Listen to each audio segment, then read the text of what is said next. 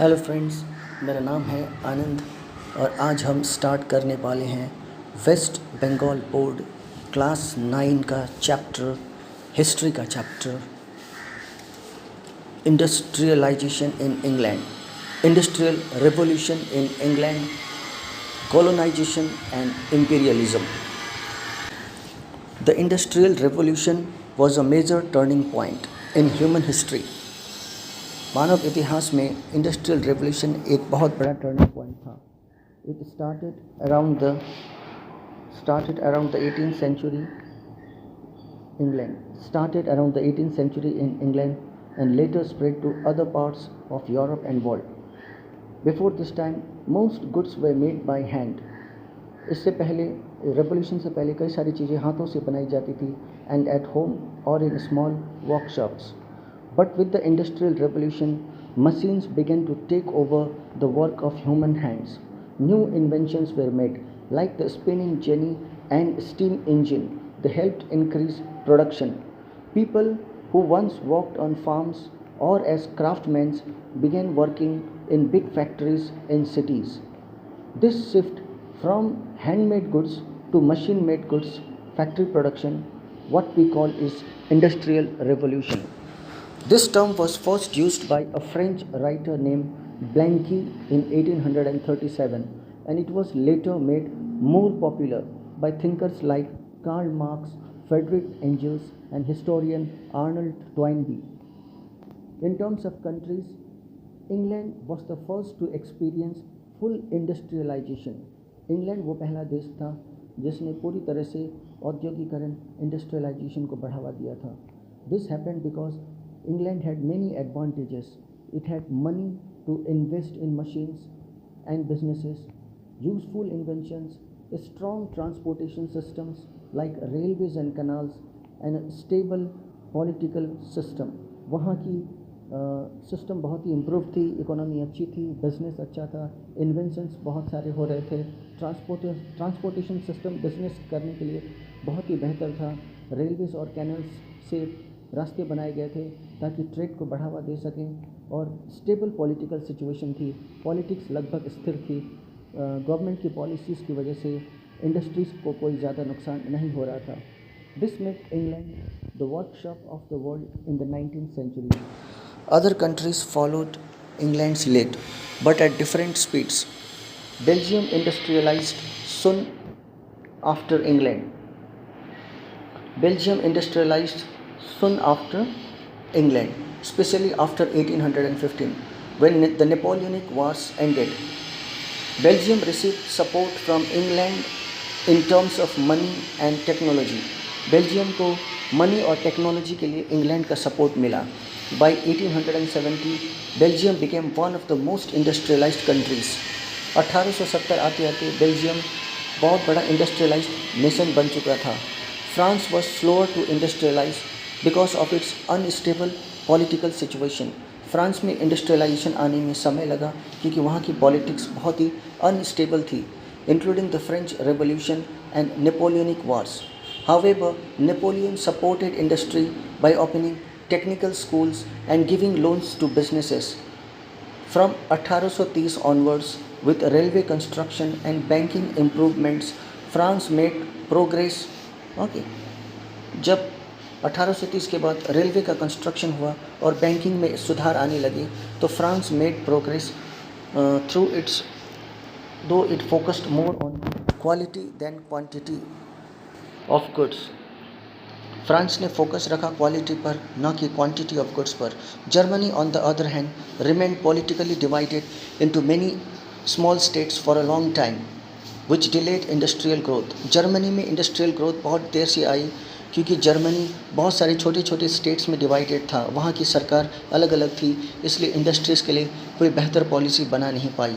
But after unification सारे states के unify होने के बाद 1870 में Germany quickly industrialised and built railways with foreign help. Russia was even slower because most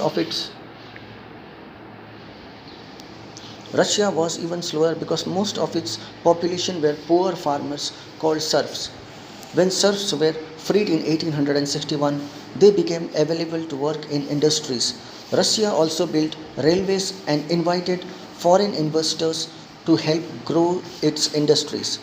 The Industrial Revolution had many social and economic effect. Industrial Revolution के कई सारे social और economic effects देखने को मिले. It gave rise to two new classes. इस revolution में दो नए क्लासेस उभर कर आते हैं, दो नए श्रेणी. द मिडिल क्लास, जिसको कि हम बॉर्गियोजाई कहते हैं, जिनके पास फैक्ट्रीज हैं और they became very very rich.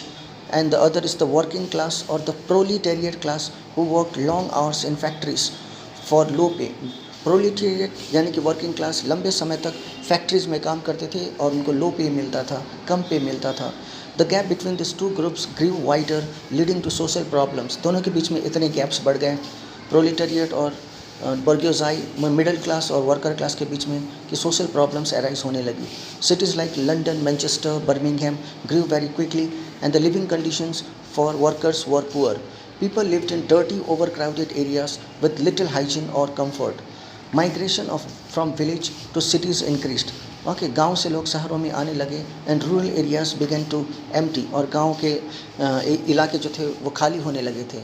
The new factory based economy focused on profit making. ये जो फैक्ट्री बेस्ड इकोनॉमी थी, इसका फोकस पूरी तरह से प्रॉफिट मेकिंग में था. Factory owners wanted to produce as much as possible while paying their workers as little as possible. Factory workers production पर ज़्यादा फोकस दे रहे थे और वर्कर्स को बहुत ही कम पेमेंट कर रहे थे. This led too harsh working conditions including long hours of work, unsafe work places and the use of child labour. Meanwhile, the rich factory owners lived in luxury. जो बड़े बड़े फैक्ट्री के owners थे वो luxurious life, बहुत ही आलीशान ज़िंदगी जी रहे थे. दिस इनइक्वालिटी, मतलब फैक्ट्री ओनर्स की लग्जूरियस लाइफ थी और वहाँ के जो वर्कर्स थे वो बहुत ही टेरिबल कंडीशन में, पैथेटिक कंडीशन में जी रहे थे और उनको वेजेस भी बहुत कम दिया जा रहा था. दिस इनइक्वालिटी, ये जो इनइक्वालिटी है, it led to the demand for change. इसने बदलाव की मांग रखी, including better labour laws, fair wages and worker rights. In England, the Reform Act of 1832 was one example. The Reform Act of 1832 was one example where the rising middle class demanded more political power.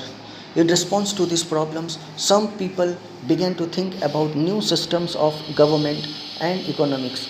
Early thinkers called utopian socialists, जैसे कि Robert Owen in England and Saint Simon in Fourier in France, they believed in creating ideal communities.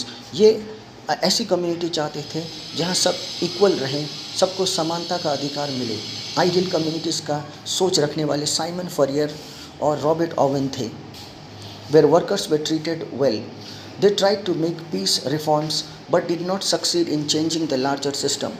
A more radical response, सबसे बड़ा जो radical change है, बड़ा response है, came from Karl Marx and Friedrich Engels, who introduced scientific socialism.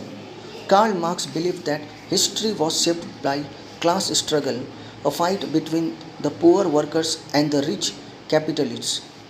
He predicted that one day the workers would rise up in a revolution. एक दिन workers खड़े होंगे, विद्रोह करेंगे and they would take control of the government, और पूरी government पर अपना कंट्रोल रखेंगे. इन 1848 Marx and Engels wrote the book called Communist Manifesto, where they explained their ideas. इस किताब में उन्होंने अपनी विचारधारा रखी है. Unlike the early socialists, Marx believed that only a violent revolution, marks का कहना है कि एक तेज हिंसक रेवोल्यूशन ही कैपिटलिज्म को, पूंजीवाद को ख़त्म कर सकता है एंड इक्वालिटी, समानता ला सकता है. The industrial revolution also encouraged colonialism and imperialism. Industrial revolution बढ़ने की वजह से कोलोनियलिज्म बढ़ता है और इम्पीरियलिज्म बढ़ता है. कोलोनियलिज्म मतलब बड़े बड़े जो रिच कंट्रीज़ हैं वो पुअरर कंट्रीज़ को टारगेट करते हैं और वहाँ के रिसोर्सेज को छीन कर अपने देश ले जाते हैं. इम्पीरियलिज्म का मतलब होता है जब एक बड़ा देश कई सारे देशों को अपना गुलाम बना लेता है और वहाँ पर शासन करने लगता है और उन कंट्रीज़ के रिसोर्सेज को अपने कंट्रीज़ में हड़प कर ले जाता है. European countries began to control large parts of Asia and Africa. यूरोपीय देश ने अफ्रीका और एशिया के कई बड़े हिस्से को कब्जे में कर लिया अपनी इंडस्ट्रीज़ को सपोर्ट करने के लिए। उनको रॉ मटेरियल्स की ज़रूरत थी। बड़े बड़े देशों को, जो इंडस्ट्रियल कंट्रीज़ हैं, दे नीडेड रॉ मटेरियल्स जैसे कि कॉटन, रबर, कोल, आयरन, उनकी फैक्ट्रीज़ को चलाने के लिए। और उनको नए मार्केट्स की भी ज़रूरत थी जहां वो अपने फिनिश्ड गुड्स को, बनाए हुए गुड्स को बेच सकें। Countries like Britain, France, Germany, Portugal and Belgium, they were in a race to grab colonies. ये सारे देश जो हैं, ब्रिटेन, फ्रांस, जर्मनी, पुर्तगाल, ये छोटे छोटे देशों को अपना ग़ुलाम बनाते हैं, अपना कॉलोनी बनाते हैं और उनके रिसोर्सेज को यूज़ करके अपने देश ले जाते हैं और फिनिश्ड गुड्स बनाकर इन्हीं गरीब देशों को बेचते हैं। Weak non industrialised countries in Asia and Africa became easy targets. जो कमज़ोर देश हैं, जो नॉन इंडस्ट्रियलाइज्ड देश हैं, जिनमें बड़े बड़े उद्योग या इंडस्ट्री नहीं है, जैसे कि एशिया और अफ्रीका, इनको आसानी से टारगेट बनाते थे ये बड़े बड़े European countries. For example, Britain ने भारत पर कंट्रोल किया, सिंगापुर पर कंट्रोल किया, बर्मा और अफ्रीका के कई हिस्से जैसे कि इजिप्ट और साउथ अफ्रीका पर कंट्रोल किया। फ्रांस ने अल्जीरिया पर को कंट्रोल किया, बेल्जियम, वियतनाम और कई सारी जगह पर कंट्रोल किया। द डच ने इंडोनेशिया पर कब्ज़ा किया, पुर्तगाल पर कब्ज़ा किया और गोवा पर कब्ज़ा किया और एंगोला नाम के देश पर कब्ज़ा किया, सिर्फ़ और सिर्फ रिसोर्सेज बढ़ाने के लिए और अपनी इंडस्ट्री को बेहतर बनाने के लिए। Germany and Belgium also claimed territories in Africa. Germany और बेल्जियम ने भी अफ्रीका के कई टेरिटरीज़ पर कब्ज़ा किया। Russia expanded into Central Asia and Siberia. Russia ने अपना जो कंट्रोल है, अपना जो डोमिनेंस है, वो सेंट्रल एशिया और साइबेरिया पर बढ़ाना शुरू कर दिया। ये सारे इलाके को कॉलोनाइज़ किया गया, इन पर अपना स्वामित्व दिखाया गया, बिकॉज इन सारे कॉलोनीज़ में बहुत ही अच्छे अच्छे रिसोर्सेज थे जो कि यूरोपियन मार्केट्स के लिए बहुत बेहतर साबित हो सकते थे। With colonies spread around the globe, सारे कॉलोनीज़ अब पूरे ग्लोब में फैल रहे थे। कम्युनिकेशन और ट्रांसपोर्टेशन बहुत तेज़ी से बढ़ने लगा था। The telegraph invented in 1837 allowed messages to travel quickly. Telegraph का इन्वेंशन हुआ था 1837 में। ये डेट बहुत इम्पॉर्टेंट है, ये साल बहुत इम्पॉर्टेंट है। 1837 में टेलीग्राफ का इम्पॉर्टेंट हुआ और इसकी वजह से जो मैसेजेस हैं वो बहुत क्विकली एक दूसरे से दूसरे देशों में भेजा जाने लगा।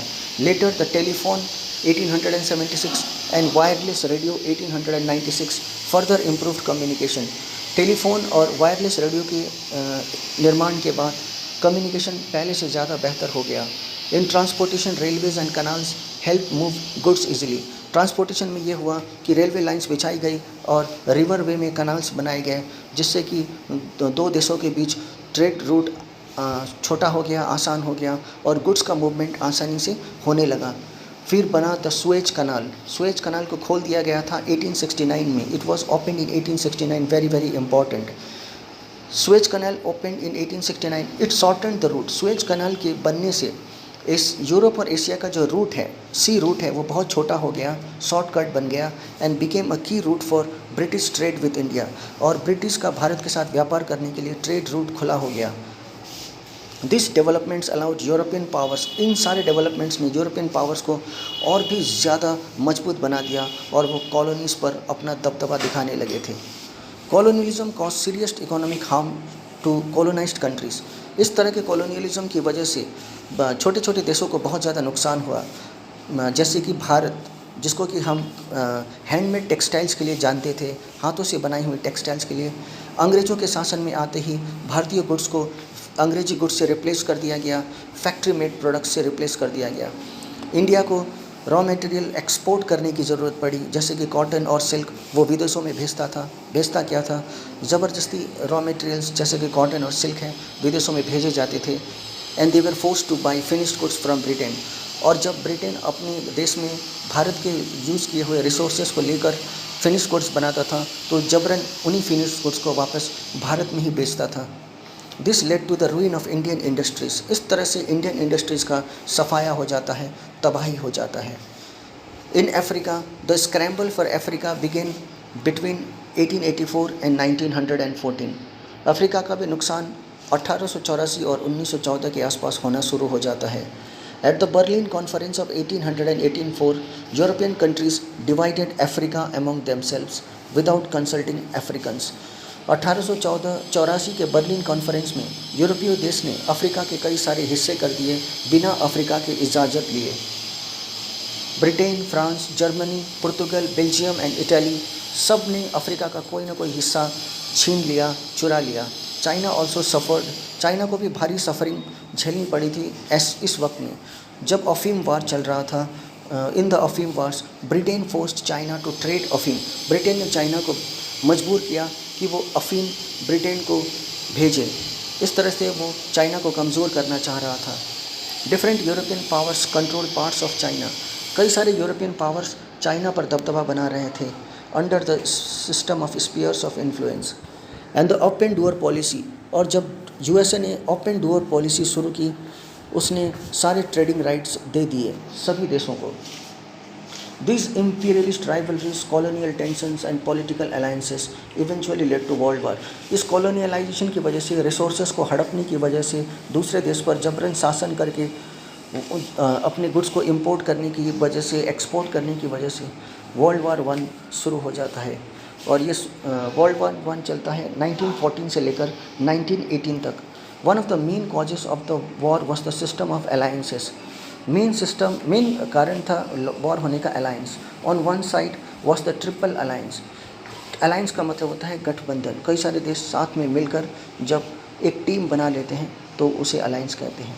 एक तरफ ट्रिपल अलायंस था। इन ट्रिपल अलायंस में कौन कौन से देश थे? जर्मनी, ऑस्ट्रिया और Hungary, Italy. Okay, 2 Italy later switch sides. Triple alliance में जर्मनी, ऑस्ट्रिया, हंगरी और इटली एक टीम की तरह थे, लेकिन आगे जाके इटली इस अलायंस को छोड़ देता है। On the other hand was the triple entity. दूसरी तरफ दूसरा जो अलायंस था उसका नाम था ट्रिपल एंटिटी। इसमें कौन कौन थे? इसमें थे ब्रिटेन, फ्रांस और Russia. When the archduke Franz Fernandes, जब हंगेरी के प्रिंस या duke, archduke Franz Fernandes को हत्या कर दी जाती है एक सर्बियन नेशनलिस्ट के द्वारा जिसका नाम है गैब्रिलो प्रिंसेप। कब की बात है? 1914 में। Hungary, Austria declared war on Serbia. तो प्रिंस की हत्या के बाद, आर्च ड्यूक की हत्या के बाद हंगेरी, ऑस्ट्रिया जो है वो सर्बिया पर हमला बोल देता है। This triggered a chain reaction, इससे एक चेन रिएक्शन शुरू हो जाता है because of the alliances.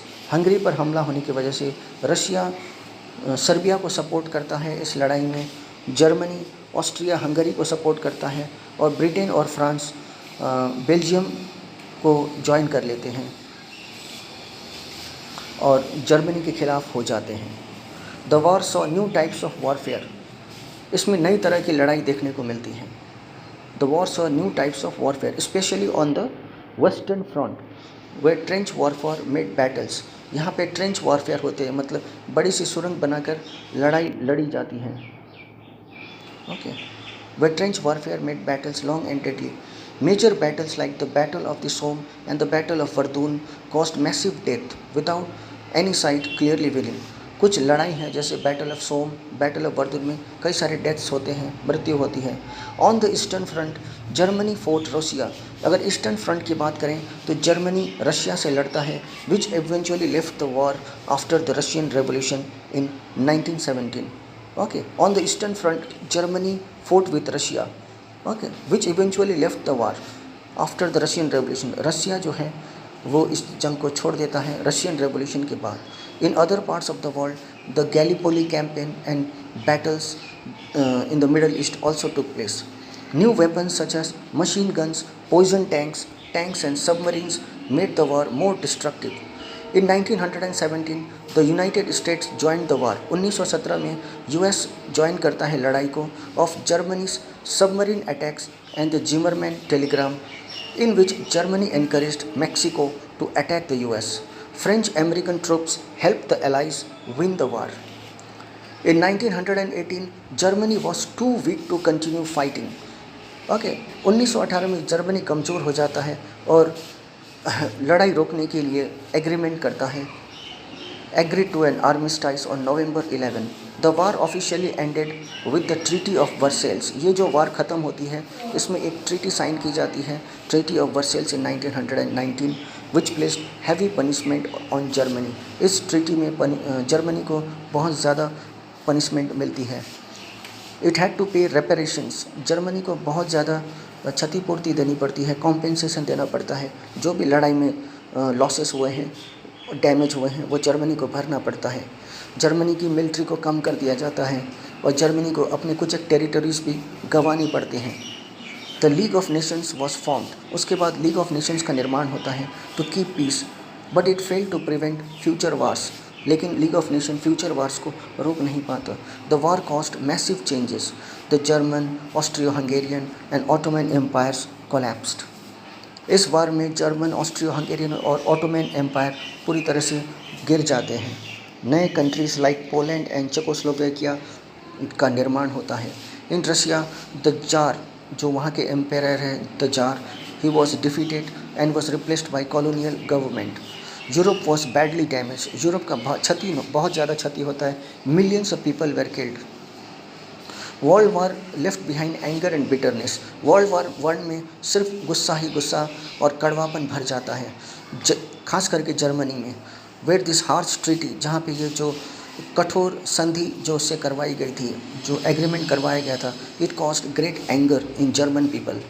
This anger later helped Hitler rise in power. इसी एंगर की वजह से हिटलर को पावर मिलती है, eventually leading to world war. और इस पावर की वजह से फिर से वर्ल्ड वार 2 शुरू हो जाता है। The industrial revolution led to the rise of factory based capitalism. Industrial revolution आने के बाद पूंजीवाद बढ़ता है। बहुत बड़े बड़े पूंजीपति, वेल्थी बिजनेसमैन अपने फैक्ट्री इस्टेब्लिश करते हैं और वो वर्कर्स को टॉर्चर करते हैं, उनको लॉन्ग आवर्स तक काम करवाते हैं, उनको लो वेजेस देते हैं, पेमेंट कम करते हैं, जिसकी वजह से लड़ाई और तीव्र हो जाती है। Which pushed European powers to colonise weaker countries. Colonialism cost global tensions. Colonialism cost global tension, विश्व भर में ये टेंशन क्रिएट करता है, which finally exploded into world war 1। The events of this time shaped the modern world from economics to political system, and their effects are still felt. Short answer questions for 2 to 3 marks. What was the Industrial Revolution? The Industrial Revolution was a major change in the way goods were produced. Okay, ये एक बहुत बड़ा change था कि किस तरह से हम गुड्स का निर्माण कर रहे थे। हम गुड्स का निर्माण हैंडमेड प्रोडक्शन से हटकर मशीन बेस्ड प्रोडक्शन पर कर रहे थे। और ये रेवोल्यूशन पहले इंग्लैंड में शुरू हुई 18th सेंचुरी में। Who first used the term industrial revolution? The term was first used by French writer. French के एक लेखक हैं जिनका नाम है ब्लंकी। ब्लंकी ने 1837 में पहली बार इंडस्ट्रियल रेवोल्यूशन शब्द का उपयोग किया था, and it was made popular by Karl Marx, Friedrich Engels and Arnold Toynbee. Okay, why did the industrial revolution begin in England? ये रेवोल्यूशन इंग्लैंड में क्यों शुरू हुई? It began in England because it had capital, क्योंकि England के पास बहुत ज़्यादा पैसा था, इन्वेंटिव माइंड था, बहुत ही क्रिएटिव माइंड था, अच्छी सोच थी उनकी गुड्स बनाने की, ट्रांसपोर्टेशन बहुत ही अच्छा था, और वहाँ का पॉलिटिकल सिस्टम बिल्कुल स्टेबल था, राजनीति में कोई उथल पुथल नहीं थी। What is meant by mechanization? Mechanization means using machines to do work. Mechanization means using machines. Machines का यूज़ करना to do work instead of using people. People को यूज़ करने की जगह machines को यूज़ करना, इसे mechanization कहते हैं. It will help increase the production during the industrial revolution. Okay, इससे production बढ़ेगा industrial revolution के काल में. What is urbanization? Urbanization means the movement of people from villages to cities. Urbanization means the movement, लोगों का जो movement होता है गांव से शहर की तरफ आना, इसे urbanization कहते हैं। ऐसा क्यों होता है? लोग अच्छी नौकरी के लिए आते हैं, फैक्ट्री में कामगार का काम करने के लिए आते हैं। इस तरह से शहर बहुत तेज़ी से ग्रो करने लगता है इंडस्ट्रियल रेवोल्यूशन के काल में। Who were the bourgeoisie and proletariat? bourgeoisie कौन है? जो बड़े बड़े अमीर फैक्ट्री के ओनर्स होते हैं, जो वेल्दी ओनर्स होते हैं, पूंजीवाद होते हैं, कैपिटलिस्ट, उन्हें bourgeoisie कहते हैं। प्रोलिटेरिएट होते हैं फैक्ट्री में काम करने वाले मजदूर, जो कामगार होते हैं, वर्किंग क्लास लेबरर्स जो फैक्ट्री में काम करते हैं, they are called proletariat. What was Karl Marx main idea?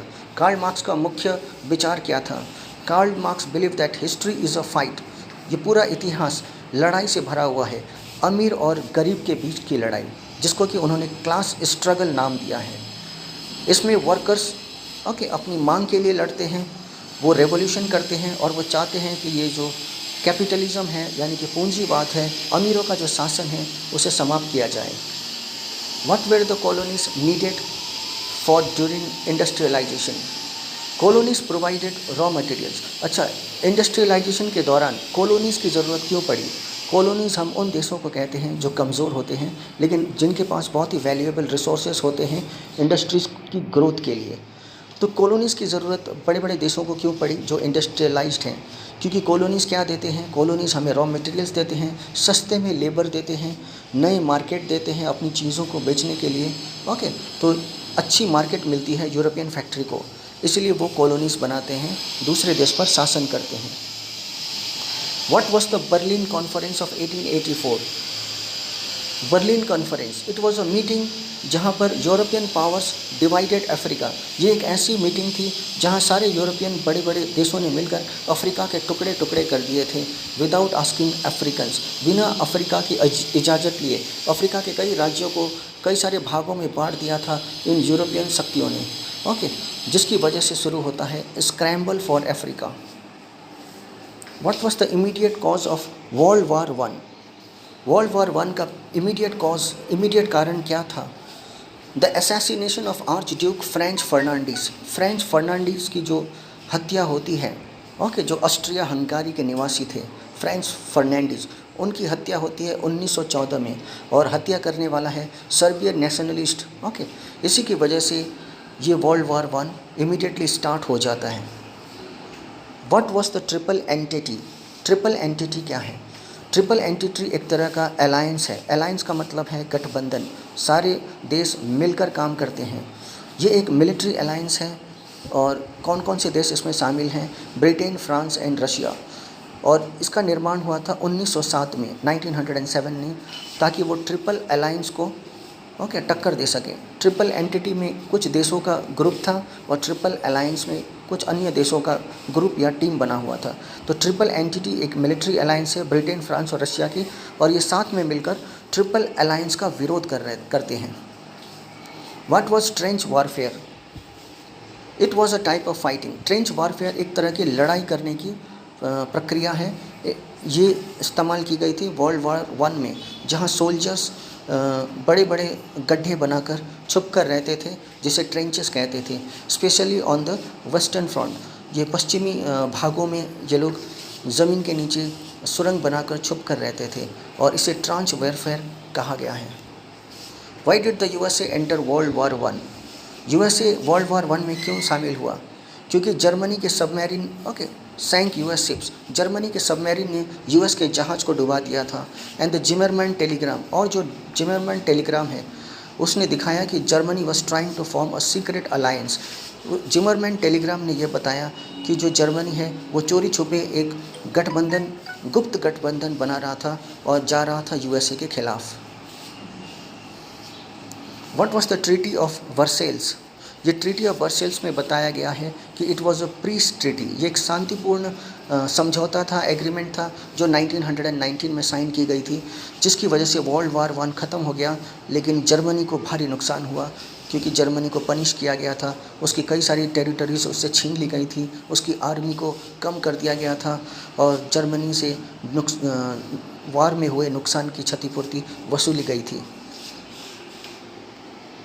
What was the League of Nations? It was an organization formed after the World War I. ये League of Nations एक organisation है जो first world war के बाद establish की गई थी ताकि शांति को कायम रखा जा सके पूरे विश्व के अंदर। लेकिन वर्ल्ड वार टू में ये ऑर्गेनाइजेशन सफल नहीं हो पाती, जिसकी वजह से वर्ल्ड वार टू होता है। लॉन्ग आंसर क्वेश्चंस 5 से 8 मार्क्स के लिए। Describe the main features of the industrial revolution. The industrial revolution brought major changes. Industrial revolution बहुत बड़े बदलाव लेकर आता है कि जिस तरह से सामान बनते हैं। यहाँ पर मेकनाइजेशन को इंट्रोड्यूस किया गया है, जहाँ पर सामान बनाने के लिए मशीनों का यूज़ होता है और लेबर का या फिर पीपल का यूज़ नहीं होता। इस तरह से फैक्ट्री सेंटर ऑफ प्रोडक्शन बन जाते हैं और हाथों से काम करने वाले जो होममेड वर्कशॉप है वो बंद हो जाते हैं। Steam engine specially improved by James Watt. Steam engine जिसको कि जेम्स वॉट ने बनाया, ये एक नया मशीन था। It provided new power sources, इससे इंडस्ट्री को नई पावर सोर्स मिलती है।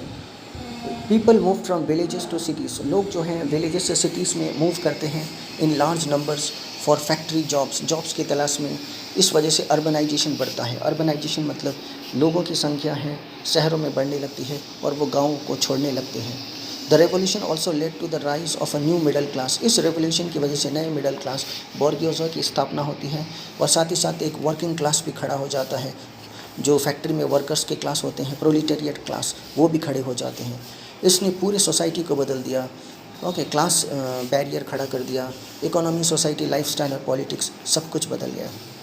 Y industrial revolution started in England, England में ये रेवोल्यूशन कैसे शुरू हुआ। इंग्लैंड के पास बहुत सारे एडवांटेजेस थे, बहुत सारे फ़ायदे थे इंग्लैंड के पास। उसके पास बहुत ज़्यादा कैपिटल था, यानी कि पैसा था टू इन्वेस्ट इन मशीन में लगाने के लिए, फैक्ट्री में लगाने के लिए बहुत ज़्यादा पूंजी, बहुत ज़्यादा पैसा था इंग्लैंड के पास।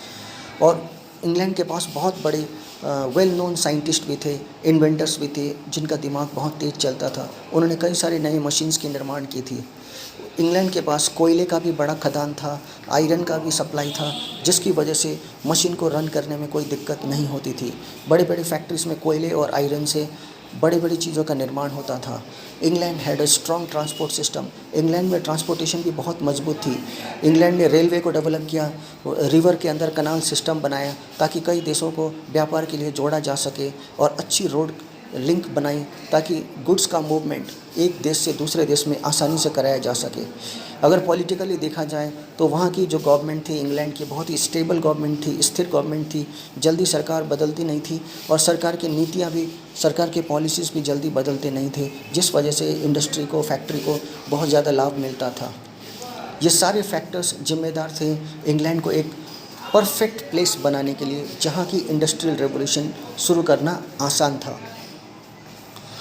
How did the industrial revolution led to colonialism, industrial revolution की वजह से कोलोनियलिज्म कैसे शुरू हो गया।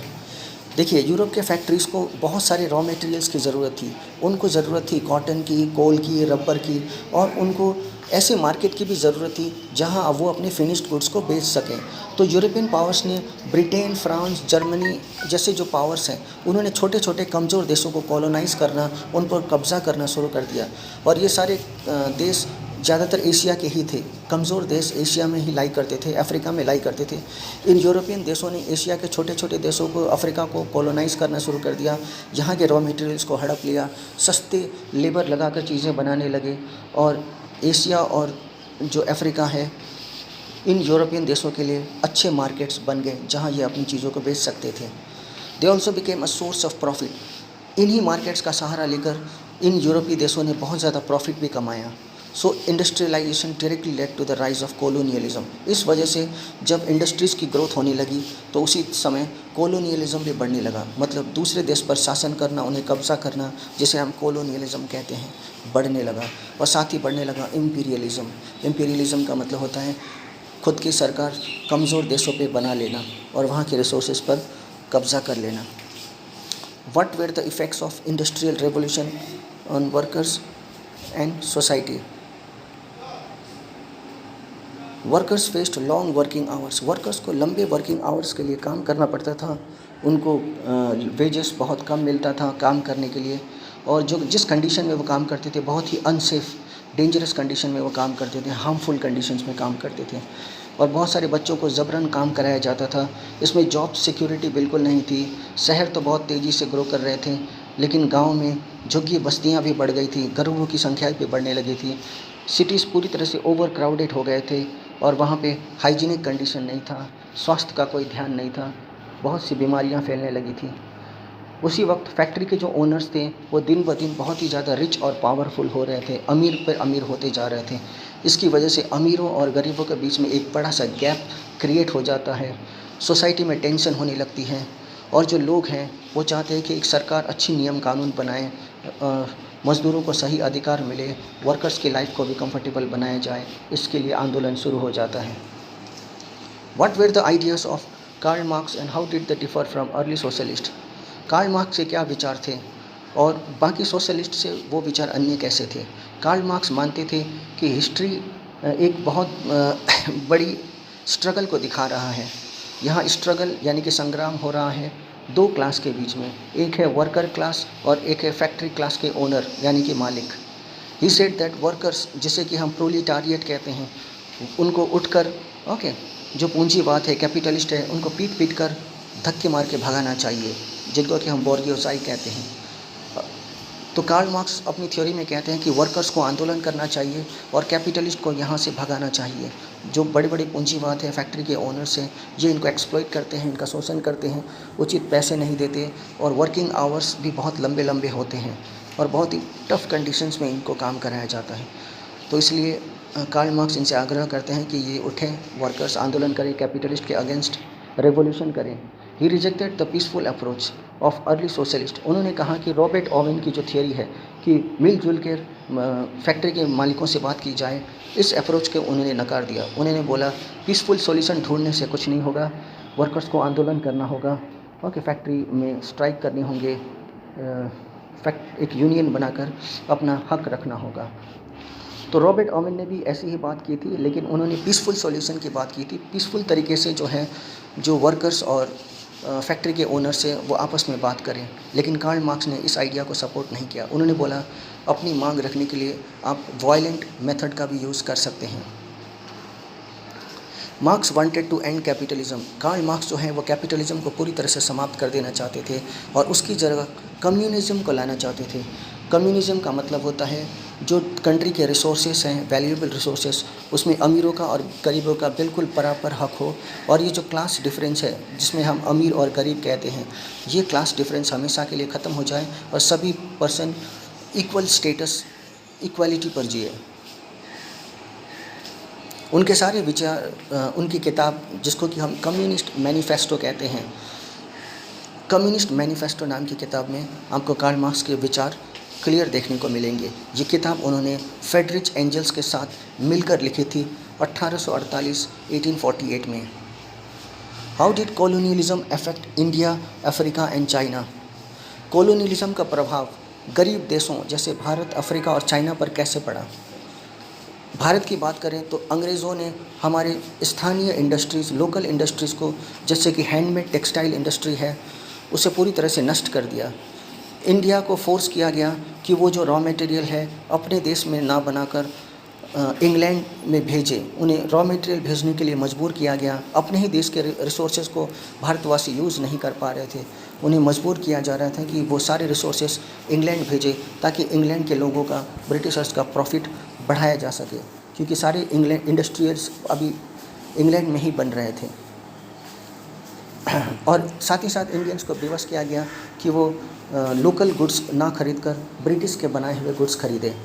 In Africa the Berlin conference, जो अफ्रीका में बर्लिन कॉन्फ्रेंस हुआ था, उसने यूरोपियन कंट्रीज़ को अधिकार दिया कि वो अफ्रीका के कई सारे टुकड़े कर दे, कई सारे हिस्से कर दे, जिससे कि अफ्रीका पूरी तरह से शोषित हो जाए, तबाह हो जाए।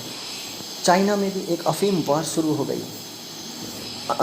ब्रिटिश और चाइना के बीच में अफीम वार होता है, जहाँ चाइना को मजबूर किया गया कि वो चाइना ब्रिटिश के साथ अफीम का व्यापार करे। चाइना के कई हिस्सों को यूरोपियन देशों ने कब्ज़ा कर लिया, उसे अपने कंट्रोल में कर लिया था।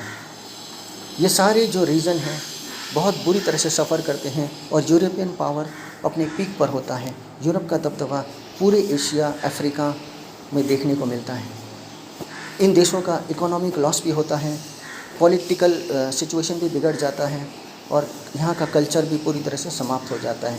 और दूसरी तरफ यूरोप इकोनॉमी में भी बहुत आगे निकल जाता है, उनकी पॉलिटिकल सिचुएशन भी काफ़ी इम्प्रूव होती है, इंडस्ट्रीज़ भी ग्रो करते हैं और कल्चर भी चारों ओर फैलने लगता है। What were the main causes of world war one. The war began mainly due to alliances and imperial rivalries. ये जो वार हुई थी ये कई सारे अलायंसेस मतलब गठबंधन की वजह से और राइवलरी मतलब कंपटीशन की वजह से हुई थी। Europe was divided into two camps. Europe दो गुट में बट गया था। एक को कहते हैं द ट्रिपल अलायंस और दूसरा था the triple entente. Countries competed for colonies and power. सारे देश आपस में कंपटीशन करते हैं कि कौन कितना कॉलोनीज बना सकता है, कौन कितना पावर दिखा सकता है। टेंशन सबसे ज़्यादा बढ़ गए थे बल्खान क्षेत्र में, जहाँ ऑस्ट्रिया हंगरी और सर्बिया के बीच में लड़ाई होती है, झड़प होती है। The immediate cause of war was the assassination of, जो वार की तुरंत इमीडिएट कॉज जो थी जिसकी वजह से वार हुआ वो था आर्च ड्यूक फ्रांज फर्डिनेंड, जो कि ऑस्ट्रिया हंगरी के निवासी थे। आर्च ड्यूक फ्रांज फर्डिनेंड, उनकी हत्या कर दी गई थी सर्बियन नेशनलिस्ट के द्वारा, जिसके तुरंत बाद पहला विश्व युद्ध शुरू हो गया था। इसकी वजह से चेन रिएक्शन शुरू हो जाता है जिसमें बहुत सारे देश अलायंस वाले देश दूसरे पर हमला करते हैं। What were the key events and results of world war one? World war one का क्या परिणाम निकलता है? The war involve trench warfare, यहाँ पे सुरंग बनाकर हमले किए जाते हैं यूरोप में, specially on the western front, पश्चिमी क्षेत्रों में। इम्पॉर्टेंट बैटल्स लाइक वर्दून, सोम, टानबर्ग, इसमें बहुत सारे ज़िंदगी की लॉस होती है।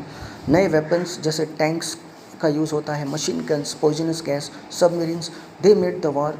इन सारे machine guns, poison gas, submarine की वजह से लड़ाई और भी ख़तरनाक हो जाती है। The USA joined the war in 1917। 1917 में यूएसए भी इस वार को ज्वाइन करता है और अपने सारे अलाइड कंट्रीज़ की मदद करता है जर्मनी को हराने के लिए। The war ended in 1918। 1918 में वार ख़त्म होता है with the treaty of Versailles. और जब ये वार ख़त्म होता है तो एक ट्रीटी यानी कि एक समझौता साइन की जाती है, ट्रीटी ऑफ वर्सेल्स, जिसके तहत जर्मनी को भारी पनिशमेंट झेलनी पड़ती है। उसके हाथ से कई सारे ज़मीन निकल जाते हैं, उसके पैसे चले जाते हैं और वो अपनी मिलिट्री पावर भी गंवा बैठता है। The war led to a new collapse of empires, rise of new countries and the Russian revolution. It also planted the seeds for world war two. इस वार की वजह से वर्ल्ड वार टू के लिए भी लड़ाई के लिए बीज बोए जाते हैं। This was all for today. Thank you for patiently listening to my lecture. Thank you very much.